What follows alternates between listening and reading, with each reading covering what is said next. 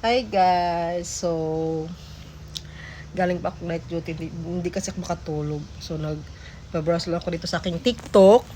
Then, marami kasi akong nababasa dito sa FYP page ko. Yung lumalabas na yung about sa yung isang seller bumili siya ng yung 888 cream na pampaputi daw ng kilikili. So, nakita niyo guys, yung sobrang itim.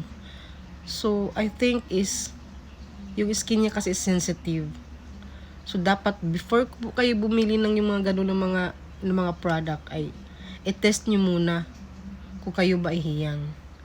At saka, technique ko rin no, yung ako kasi, yung ilok ko, yung kilikili ko, yan no, hindi naman siya maitim, hindi rin siya yung maputi. So, walang filter yan guys, oh.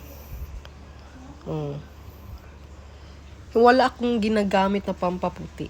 So, ano ko lang sa kilikili ko is, hindi ako parati wear ng yung mga t-shirt. So, ito parati. So, dapat, parang ano lang siya, free. Na, para hindi siya yung sa friction kasi, yun kasi ang nakakaitim.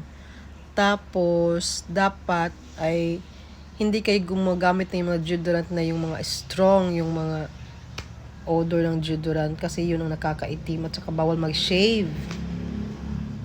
At saka, syempre, dapat drink lots of water. So guys, wag na kayong bibili doon ng mga pampaputi kasi, naku, baka magsisi kayo. Kasi yun, grabe kasi ang mga ingredient ng ganun very strong.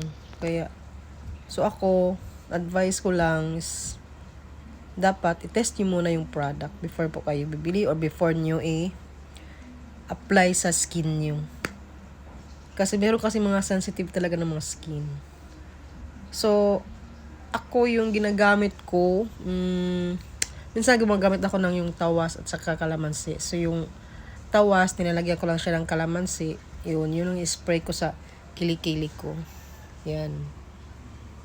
Oh, hindi naman siya maitim.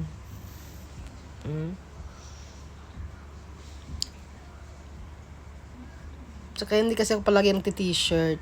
Sleeveless lang yung gamit ko parati para hindi siya, para mas ano lang siya, yung free lang yung kilikili mo, hindi siya pawisin. Yun pala yung nagpapawis, yun ang i-avoid nyo. Na parating pinapawisan yung mga kilikili nyo. Kasi yun ang prone na sa bacteria. So yun ang nagpapaitim po sa kilikili natin. So yun lang guys. Thank you.